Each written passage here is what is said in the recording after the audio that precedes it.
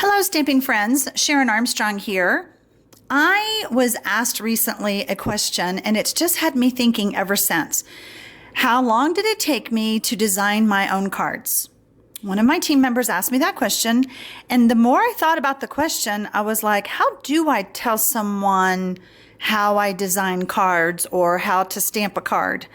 In the beginning, when I started over 19 years ago, we did not have the things at our disposal that we have now, such as Pinterest and blogs and just the whole internet and social media. So I wanted to take a few minutes to explain to you how I stamp a card. First of all, I decide what stamp set I want. In this case, I'm using Sheltering Tree.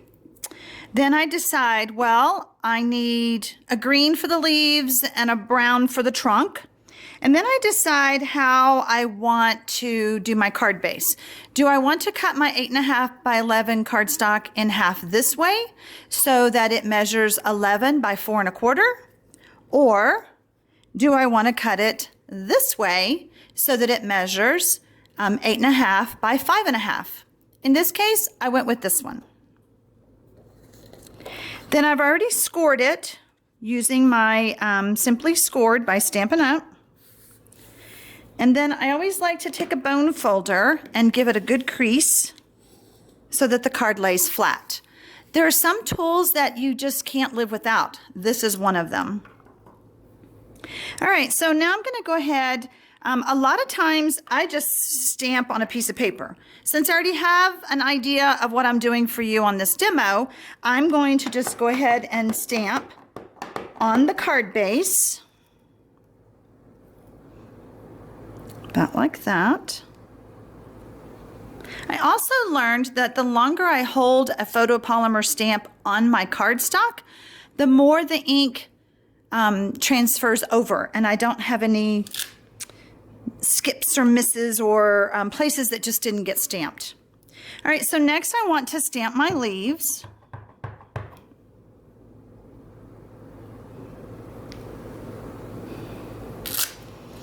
Okay, so now what else do I want? I think I want some grass. And there is a stamp in here that I just call Swervy. I don't know what it is, but it makes a good ground cover. So I'm going to get this. And then, of course, grass is green. So I'm going to stamp it like this. And then I'm going to lift up and I'm just going to stamp again, just to kind of give it a little bit of a difference of shading of colors. Okay, so now what else do I want to do? Well, I need a sentiment, okay? So on this one, who am I sending this card to? That's really a question that you have to ask yourself. So I'm going to send this to a friend, and I just want her to know that I'm thinking of you. Now, before I do this, actually, this one says thankful for you. I grabbed the wrong one, but that's okay.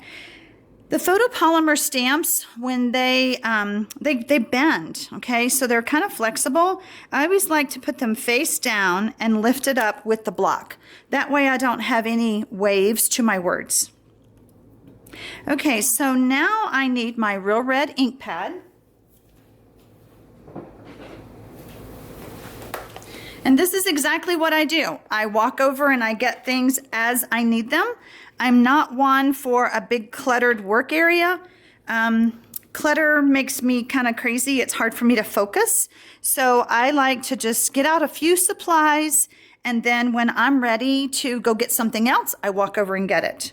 All right, so I'm just going to stamp thankful for you. And, you know, it's not bad. It's a cute card. However, it's just one layer. In my opinion, when we stamp just a one-layer card, in most cases, it just doesn't have any personality. It doesn't have any texture. It doesn't have that feel of a handmade card. A lot of times, store-bought cards are simply just flat cards. But we're crafters, so we want to give it some personality. So let's do that. So I have a piece of Whisper White paper, and This measures, let's see, what did I measure this one as?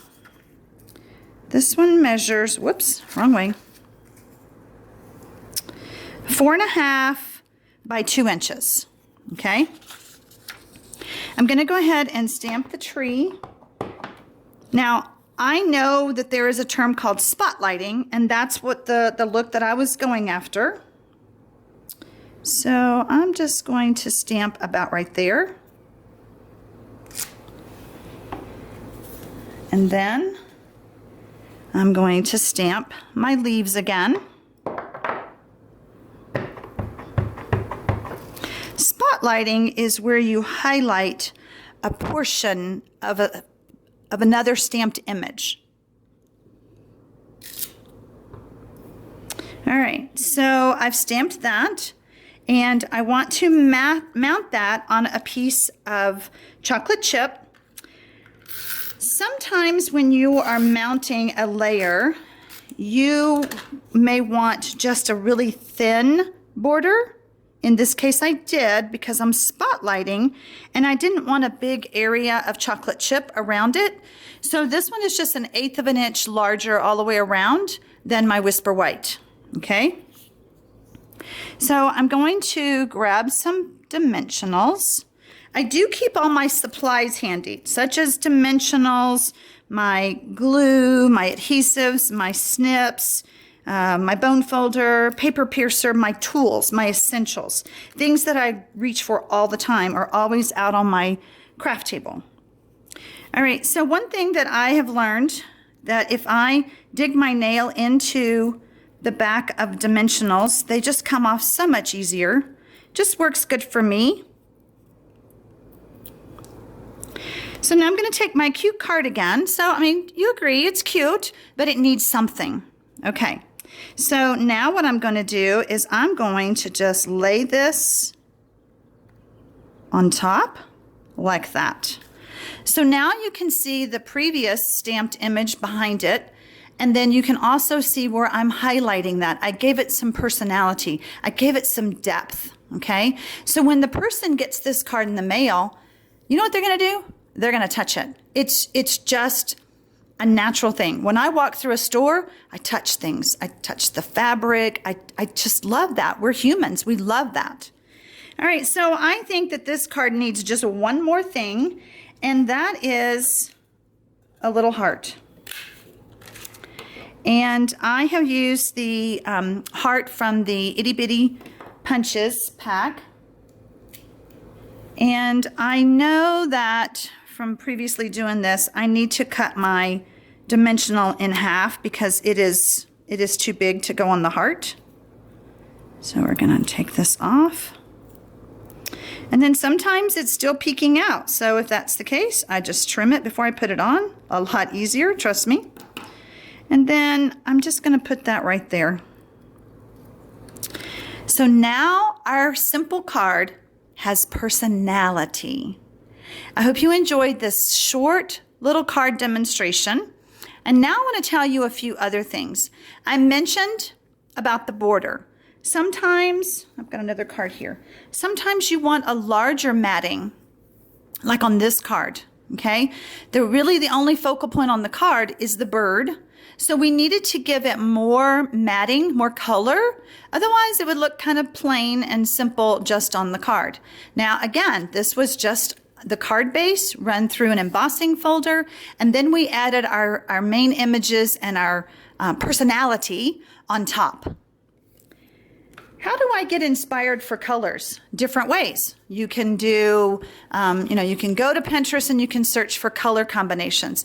But something that I like to do is paint samples. Paint samples, I mean, they come in my HGTV magazine. You can see them at the paint store, but they have usually paired up colors together. And while these are not Stampin' Up colors, I know that I have colors that are similar. And so when you're looking at the photo, you can kind of see how that looks. Just one more way to be inspired. Thanks a lot. Talk to you soon.